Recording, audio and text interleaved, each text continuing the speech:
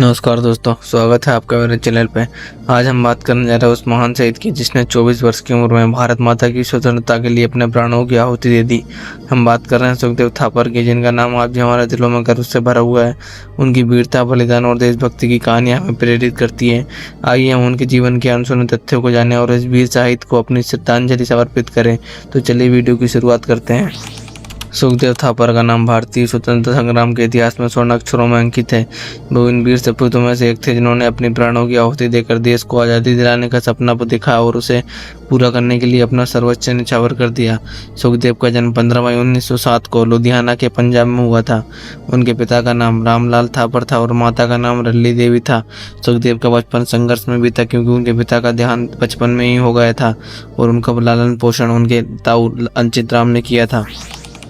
सुखदेव का मन शुरू से ही अंग्रेजों की गुलामी से भारत को मुक्त कराने के लिए प्रेरित था।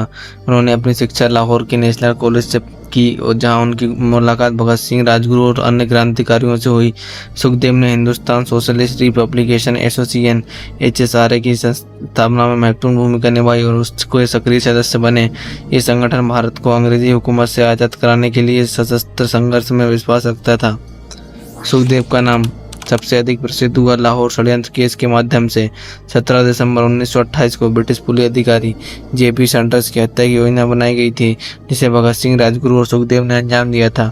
ये हत्या लाला लाजपत राय की मौत का बदला लेने के लिए की गई थी, जिन्हें साइमन कमीशन के विरोध के दौरान पुलिस लाठीचार्ज में गंभीर चोटें आई थी और उनकी मृत्यु हो गई थी। इस घटना के बाद सुखदेव, भगत सिंह और राजगुरु फरार हो गए, लेकिन कुछ समय बाद उन्हें गिरफ्तार कर लिया गया। उन्हें ब्रिटिश सरकार के खिलाफ षड्यंत्र रचने और सेंटर्स की हत्या में शामिल होने के आरोप में लाहौर षड्यंत्र केस में दोषी ठहराया गया।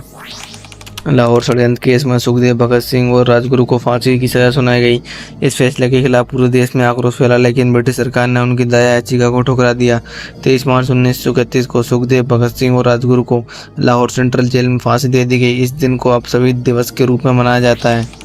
सुखदेव ने युवाओं को देशभक्ति की भावना की प्रेरित करने के लिए शिक्षा को महत्वपूर्ण माना।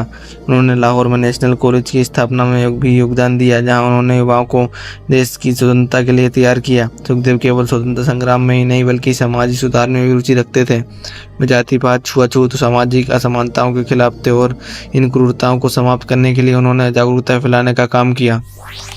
सुखदेव भारतीय स्वतंत्रता संग्राम के उन महानायकों में से एक थे जिन्होंने अपनी प्राणों की आहुति देकर देश को आज़ादी दिलाने का मार्ग प्रशस्त किया।